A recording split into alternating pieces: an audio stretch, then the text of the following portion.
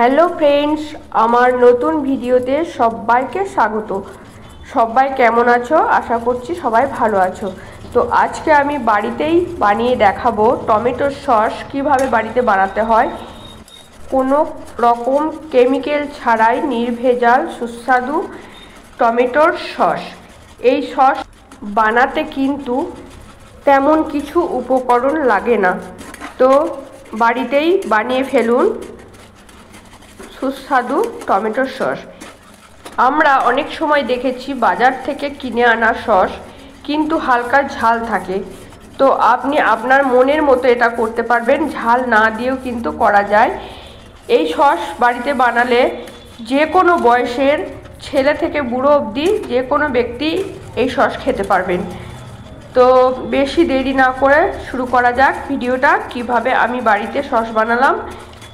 তো চলো, আমার বাগানেই হয়েছিল টমেটো, তো সেই টমেটোগুলো রোদের তাপে খুব তাড়াতাড়ি পেকে যাচ্ছে, তাই ভাবলাম সস বানিয়ে রেখে দিই।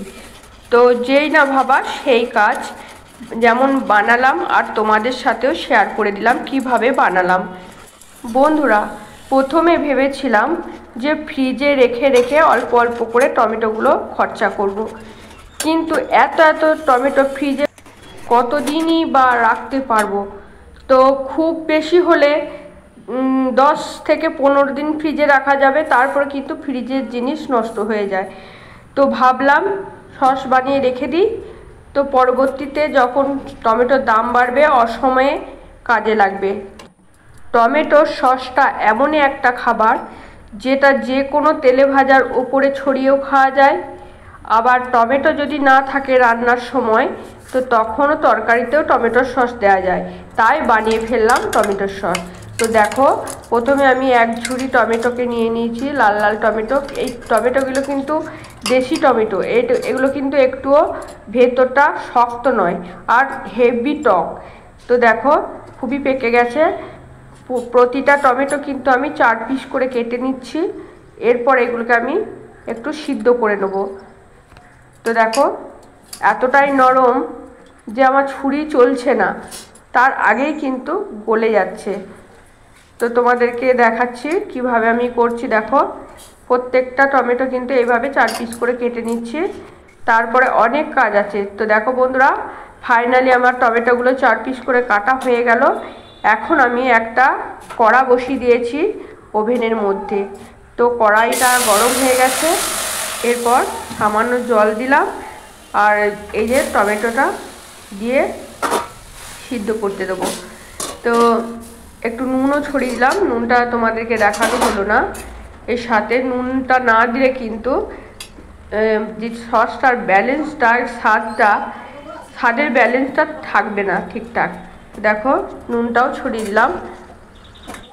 আমরা কিন্তু সবাই জানি নুন ছাড়া কোনো জিনিস কিন্তু ভালো লাগে না খেতে, তাই এই চাটনি বলো সস বলো একই জিনিস।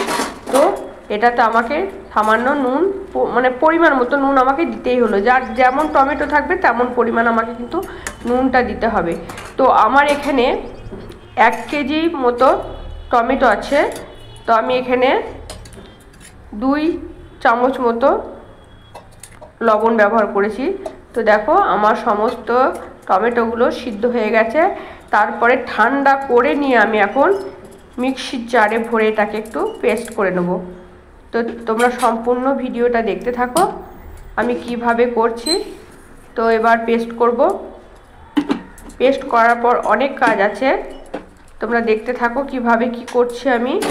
তো এইটুকু তো কষ্ট করতেই হবে আমাকে। অসময়ের জন্য যদি আমি এটাকে সঞ্চয় করে স্টকে রাখতে চাই তো একটু কষ্ট করতেই হবে। দেখো বন্ধুরা, পেস্ট ঠিকঠাক হয়ে গেছে।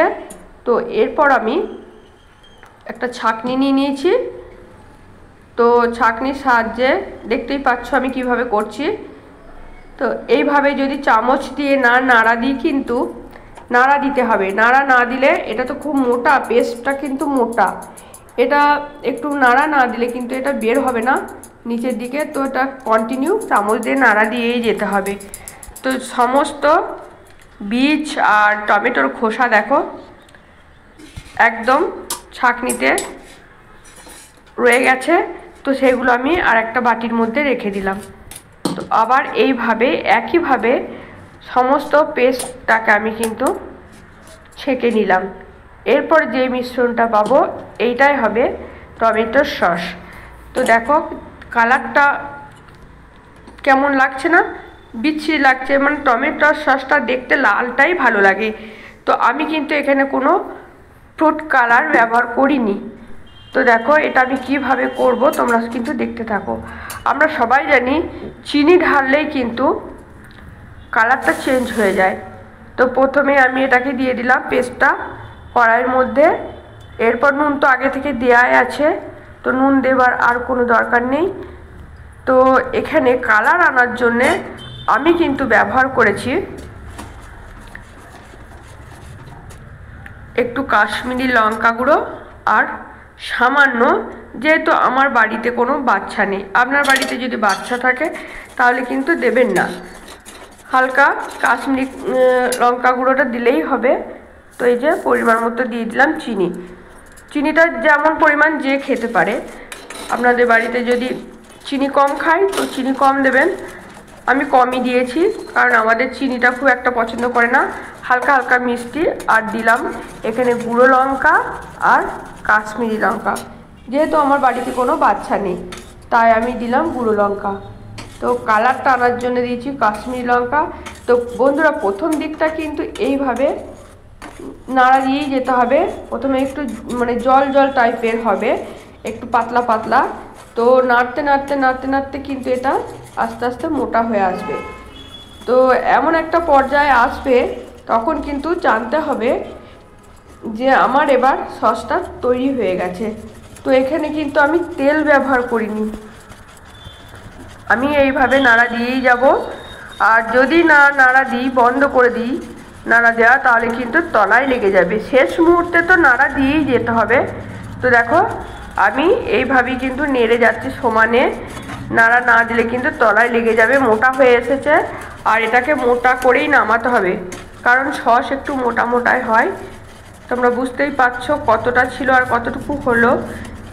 নাড়া দিয়ে দিয়ে এর কিন্তু একদম জল লেস করে ফেলতে হবে, জল থাকলে কিন্তু নষ্ট হয়ে যাবে। অবশ্যই ফ্রিজে রেখে খেতে হবে, ফ্রিজে কিন্তু রাখতেই হবে সস, নাহলে কিন্তু নষ্ট হয়ে যাবে।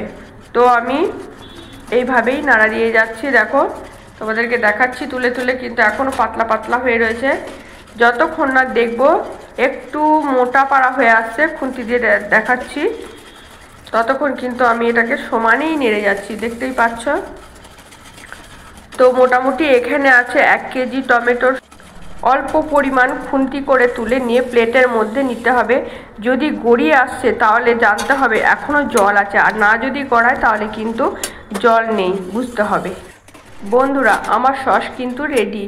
এখন আমি গ্যাসটা অফ করে দিলাম, তো আর নামিয়ে নিলাম, একটা পাত্রের মধ্যে ঢেলে নিলাম। তো এবার এটাকে ঠান্ডা করব, করে নিয়ে আমি কৌটোর মধ্যে ভরে তারপর ফ্রিজে স্টক করে রেখে দেবো। তো তোমরা দেখতে থাকো আমি কিভাবে এটার ব্যবস্থা করি। দেখতে পাচ্ছ কালারটা কত সুন্দর এসেছে, খুব সুন্দর লাগছে না? তো দেখো সসের, এখানে আমি 3টে সসের কৌটো নিয়ে নিয়েছি, দেখো বন্ধুরা। তো এই কৌটোর মধ্যে আমি কিভাবে ঢালবো সেটাই তোমরা লক্ষ্য করো। তো আমি এখানে একটা প্যাকেট নিয়ে নিয়েছি। তো প্যাকেটের মধ্যে প্রথমে আমি এক কোণা গার্ডার মুড়ে রেখে দিলাম। তো এটা গার্ডার মুড়ে রাখার কারণ এটা দিয়ে কাটবো, তারপর আমি কৌটোর মধ্যে ভরবো, যাতে কৌটোর গায়ে না লেগে যায়, চারিদিকে ছড়িয়ে ছিটিয়ে না যায়। তো দেখো একটা গ্লাসের মধ্যে আমি ভরে দিলাম প্যাকেটটা। তারপর এই মিশ্রণটা মানে সসটাকে আমি ঢালবো অল্প অল্প করে, দেখতে পাচ্ছ অল্প অল্প করে আমি ঢালছি, খুবই সাবধানে ঢালতে হবে। তো আমার এখানে ঢালাটা মানে পরিমাণটা বেশি হয়ে গেছে, অল্প ঢালতে হবে, মানে উপর দিকটা গার্ডার বাঁধার মতো ফাঁকা রাখতে হবে। তো সেইভাবে ঢালতে হবে। আমার পরিমাণটা খুব বেশি হয়ে গেল, তো আমাকে একটু কমিয়ে নিতে হবে এখান থেকে, তারপর কিন্তু আমি গার্ডার বাঁধতে পারবো। দেখো বেশি বেশি হয়ে গেছে, তো বেশি কমিয়ে নিয়ে কিন্তু আমি মুখটা গার্ডার বেঁধে দিলাম। তোমরা লক্ষ্য করো আমি কিভাবে করছি। এরপরে যে গার্ডার বাঁধা আছে কোণাটা, ওই কোণাটা কিন্তু আমি কেটে দেব। তো কোনাটা কেটে দেবো কাঁচি দিয়ে। তো কাটার পর গার্ডারটা খুলে দেবো, গার্ডারটা খুলে কৌটোর মধ্যে ভরে দেবো। তো এইভাবে সমস্ত কৌটোগুলো কিন্তু আমি ভর্তি করে নেবো সস দিয়ে। তো দেখো ভর্তি হয়ে গেল, দেখতে পাচ্ছ ঠিকঠাক ভালোভাবে দেখানো হলো না, একটু সাইড হয়ে গেল। তো আমার দেখো কৌটো ভর্তি হয়ে গেল। আবার আমি এইভাবেই প্যাকেটটা আবার সস দিয়ে ভর্তি করে নেবো। তো এইভাবে কৌটোগুলো আমি সব ভর্তি করে রেখে দেবো। সস কিন্তু বাইরে রাখলে চলবে না, এটা কিন্তু অবশ্যই ফ্রিজে রেখে খেতে হবে, তাহলে অনেক দিন চলে যাবে। মানে বাড়ির সস খুবই সুস্বাদু, একদম কোনো কেমিক্যাল নির্ভেজাল, কেমিক্যাল ছাড়া, ঠিক আছে। এটা বাচ্চা থেকে বুড়ো বয়স সবজি সবাই খেতে পারবে। তো দেখতে পাচ্ছ, তো আমার মাথায় বুদ্ধিটা হঠাৎই এলো আর তোমাদের সাথে শেয়ার করে দিলাম। তো এখন মোটামুটি 3টে কৌটো আমি ভরে নিয়েছি।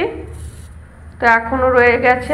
আমাকে অনেকেই বলেছিল দিদি কিভাবে বাড়িতে সস বানাবো, বানাও তুমি একবার দেখাবে, তাই আমি ভিডিওটা শেয়ার করে দিলাম, তোমরা দেখে নিও বন্ধুরা। ভিডিওটা কেমন লাগলো অবশ্যই জানাবে। দেখা হচ্ছে অন্য কোনো ভিডিওতে, ততক্ষণে তোমরা সবাই ভালো থেকো, সুস্থ থেকো, টাটা।